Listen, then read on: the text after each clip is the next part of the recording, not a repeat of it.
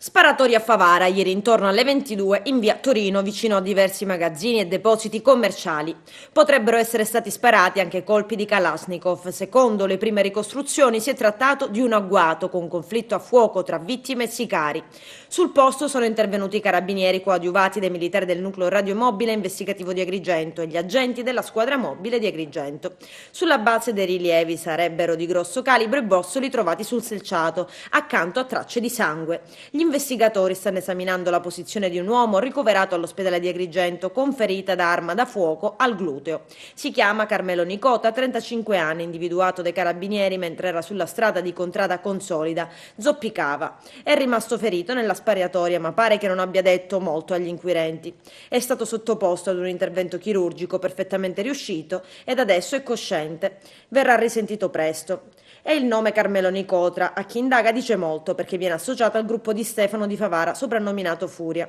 E a questo punto si apre uno scenario inquietante che porta in Belgio. È la sera del 14 settembre scorso, quando in un condominio di Liegi viene esplosa una raffica di colpi contro due agrigentini. Mario Jakelic, 28 anni, di Porto Empedocle, che viene raggiunto alla testa e muore, e Maurizio Di Stefano, 40 anni, di Favara. Nome di battaglia Furia, come fratelli, ferito ai polmoni, alle gambe e alla milza, ma miracolosamente scampato all'attentato. Almeno una ventina di proiettili esplosi. Un mese dopo, in corso Vittorio Veneto, una delle vie più affollate di Favara, davanti al supermercato Paghi Poco, Carmelo Ciffa, 42 anni, di Porto Empedocle, viene raggiunto da 4 dei 7 colpi di pistola calibro 9 sparati contro di lui. Dopo un tentativo di fuga verso l'interno del market, Ciffa muore per le ferite riportate al collo e al torace. Infine, la sera del 10 maggio scorso, un uomo originario di Favara, Rino Sorce, 50 anni, proprietario del bar-ristorante Grande Fratello a Sclassen, periferia di Liegi, viene ucciso con diversi colpi di arma da fuoco, appena uscito dal proprio locale.